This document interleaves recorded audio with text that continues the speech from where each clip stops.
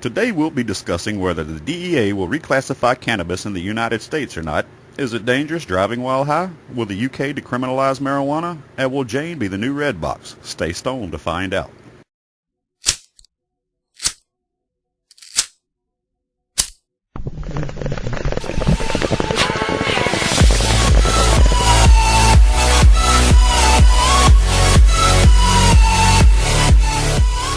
Good morning and welcome to Marijuana News Network. I'm your anchor, Bud Greenfield.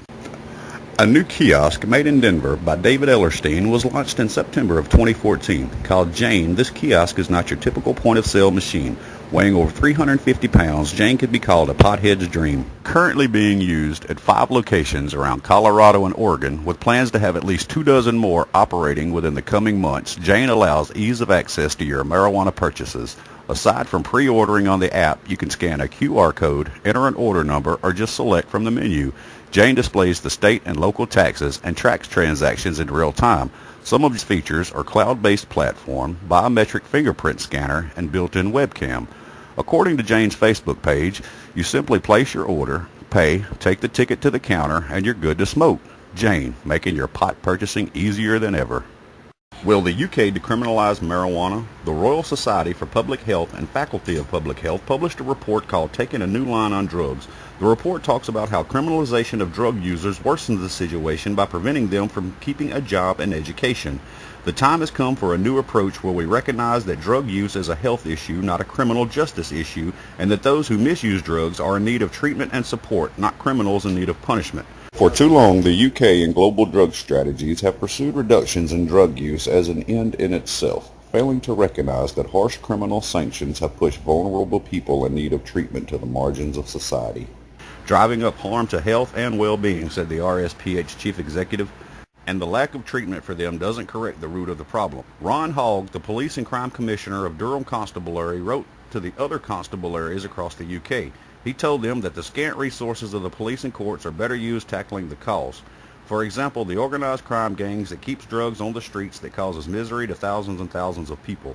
In 2009, a professor of advisory council, David Nutt, got dismissed after he published his findings in lectures on the actual harmful effects of drugs used in respect to their criminal classifications.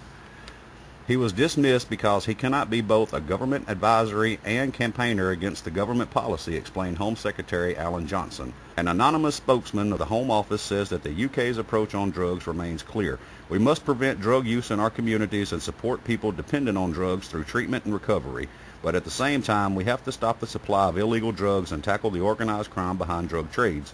The statement made by the spokesman did state the need of treatment, but he did, however, confirm that in the foreseeable future, the UK will treat marijuana users as criminals. In 2015, 3 drivers were put to the test on their driving skills while high.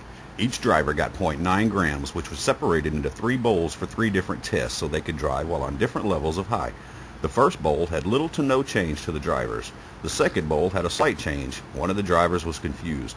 The third bowl, only one of the drivers drove off the course, while one of the other drivers was given another bowl because the officials thought she could handle being more high, but was told the driving was too dangerous. Then all 3 drivers were tested by the county's drug recognition expert, who put them through a 12-step test. They all had problems on the test.